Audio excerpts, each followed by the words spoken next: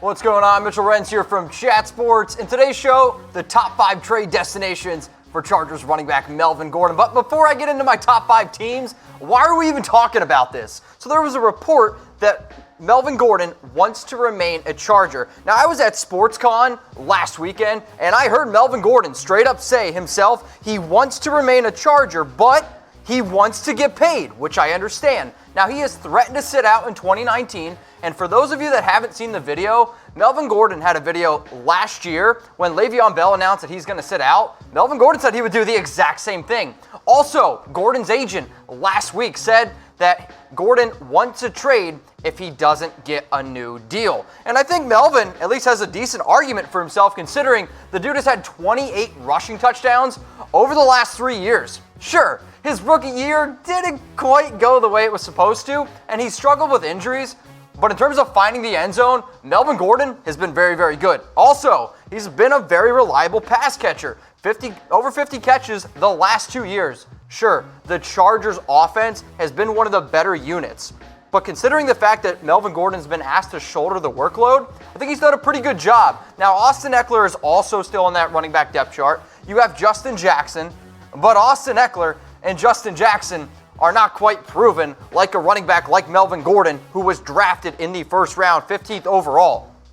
But here's the thing. You look at the Chargers running back depth chart, it's filled with a lot of running backs who are, well, a little bit undersized. Melvin Gordon, 6'1", 215. Austin Ekeler, 5'10". Justin Jackson, under 200 pounds. And then Detrez Newsome, 5'10", 210 pounds. So this is the question that I'm going to ask everyone. Will Melvin Gordon hold out in 2019? So if you're watching on YouTube, if you're watching on Facebook, I want you to comment below, because here at Chat Sports, we are the most interactive YouTube channel, point blank period. Why for yes and for no? Let's get into my top 5 teams that could trade for Melvin Gordon. Number 5 on my list, it's the Green Bay Packers. The Packers got rid of Mike McCarthy, thank goodness. Now they added Matt LaFleur. For those of you that don't know, Matt LaFleur's past history and using running backs, he likes to get the running backs involved in the passing game. The other thing with the Green Bay Packers, sure, they have Aaron Rodgers, who you could argue is the best quarterback in the NFL. But their wide receiver core, it's pretty thin. Now you have Devontae Adams, who I would argue is one of the best wide receivers in the NFL. But then you have Geronimo Allison, great name, Geronimo, and then MBS. I think both of those wide receivers have potential, but they're still very unproven. And then you look at the Packers running back depth chart. Jamal Williams at 6 foot, 200 pounds is kind of a no BS type of runner, north and south. But I love Aaron Jones. Aaron Jones has averaged 5.5 yards per carry the last 2 seasons. In fact, he's actually been one of the best running backs when given the opportunity. 133 carries last year with 8 touchdowns. I like Aaron Jones a lot.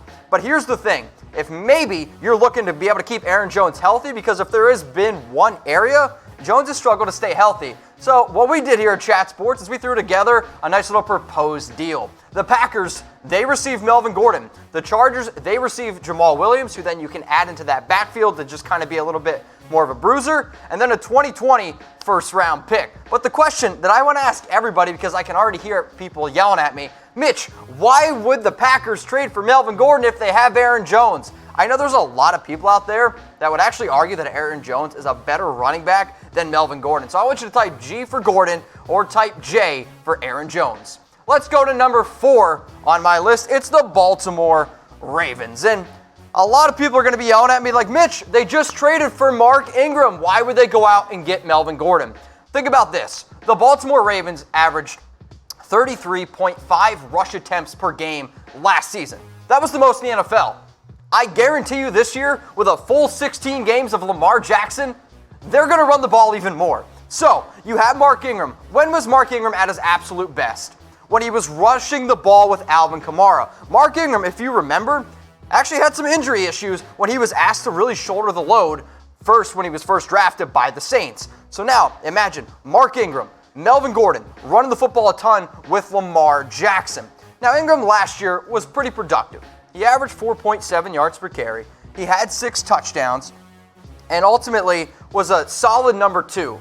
Maybe Mark Ingram Doesn't deserve to be the RB1, but if he could be the RB2 next to a Melvin Gordon, that would be really interesting. So this is the trade proposition that I threw together. The Ravens, they receive Melvin Gordon. The Chargers get Gus Edwards, who's 6'1", 240-pound running back. Again, a running back that they could trust at the goal line. A 2020 first-round pick and a 2020 fourth-round pick. That's what the Chargers would get. Now, the question I want to ask everybody, because I think one of the most interesting divisions this year is the AFC North. So who's going to win it? Ravens, Steelers, Browns, Bengals. Who's going to win the AFC North? And if you think you know, put your money where your mouth is. Go to my bookie. Use our promo code CHATNFL for a 100% deposit bonus. See where it says play now? All you got to do, Google. This is really cool. Chatsports.com/mybookie. Put your money where your mouth is. 100% deposit bonus. ChatNFL.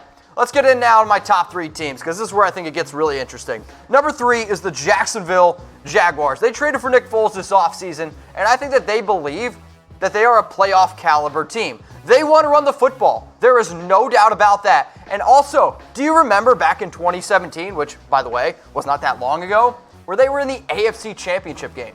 Crazy, right? In the AFC Championship game with Blake Bortles. Crazy.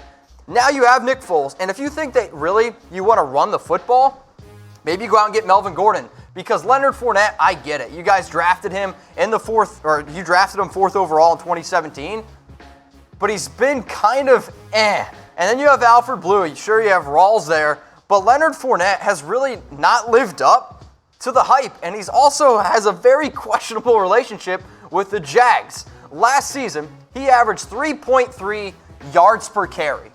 5 touchdowns, 439 rushing yards. Sure, he battled a lot of injuries. But then in 2017, his rookie year was a little bit better. But I think one of the most mind-blowing things about this, he averaged 3.9 yards per carry, and he had a rushing touchdown of 90 yards. If you take that 90-yard rush away, he's again at like 3.7 yards per carry. 9 touchdowns. The Jags want to run the football with that great defense. So let's make both sides happy. The Jags, they get Melvin Gordon. The Chargers, Leonard Fournette, and a 2020 second-round pick. Maybe Leonard Fournette can maybe get out of the Jacksonville, go to the Chargers, who are a very good offense, and maybe live up to that 4th overall draft type. So how many wins for the Jacksonville Jaguars this season? They had, I believe, 4 last year? 5? Didn't play all that well. But again, the fact that they won, or they were in the AFC Championship game in 2017, the Jags have a very talented team on defense. And hopefully with Nick Foles, they can get maybe 10, 11 wins. Who knows? Comment below. All right, top 2 teams. Now, obviously, these are my top 2 teams, so I think that these are the most realistic. The Houston Texans, they made the playoffs in 3 of the past 4 seasons. And I think they've just really struggled to get over that hump and advance to the divisional round.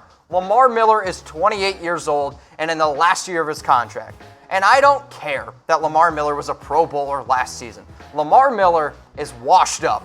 Sorry, he is. The Texans, though, they also have over $40 million in salary cap space. Melvin Gordon wants to get paid. The Texans can do it.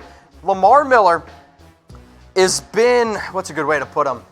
Mediocre. Now, Deonta Foreman, I think, is the Texans' future, but that's if he can stay healthy. He tore his Achilles last offseason, and until we see him come back from that injury, there's going to be a lot of question marks around him. So I wanted to show you guys Lamar Miller's stats the last 4 years. And you look at these stats on paper and you're like, okay, Mitch, Lamar Miller's actually a pretty good running back. But then again, I'm like, well, you have Deshaun Watson. You have DeAndre Hopkins, who you could argue is the best wide receiver in the NFL. Will Fuller, when healthy, is really dynamic. Kiki Cutie is another very good wide receiver. This Houston offense is very dynamic, and if you can maybe add a running back who's a lot better than Lamar Miller, a.k.a. Melvin Gordon, maybe you finally get over that hump. So here's the trade proposal that I threw together. Melvin Gordon to the Texans, and then the Chargers, they get Lamar Miller at 28, because Lamar Miller, even though I think Foreman is a better running back, Lamar Miller is probably a little bit more reliable at this point, and then a 2020 first-round pick. Interesting question here, okay? Think about this. More wins this season. I want you to type C for Chargers or type T for Texans. If you want to know what I think, slide in my DMs at Mitchell Renz 365. But also, if you want to be an overachiever, tell me how many wins you think the Chargers and Texans will have in the comments section. My number 1 team for Melvin Gordon, it might be obvious, but it's the Tampa Bay Buccaneers. They need a running back more than any team in the NFL. Peyton Barber and Ronald Jones are not good running backs. There's my analysis. Because they're just not good running backs. Like, Peyton Barber had under 1,000 total yards last year and had like 250 touches. That's tough to do. Ronald Jones was one of the most disappointing running backs I have ever seen. And I just saw Ronald Jones 2 weeks ago at SportsCon. Yeah, he put on 15 pounds, but I don't think it was 15 good pounds. And anytime a running back adds weight, it scares the heck out of me. So I mentioned Peyton Barber. He is straight up vanilla ice cream. 3.7 yards per carry with 5 touchdowns. Bruce Arians wants to be able to use a running back who's reliable. And Bruce Arians' offense, running backs actually put up numbers because he bombs the ball down the field. The Bucs led the league last season in passing yards per game. Crazy, with 320. Okay, and they also led the league in air yards. A running back who still was not effective was Ronald Jones. Look at this, 1.9 yards per carry. How does that happen?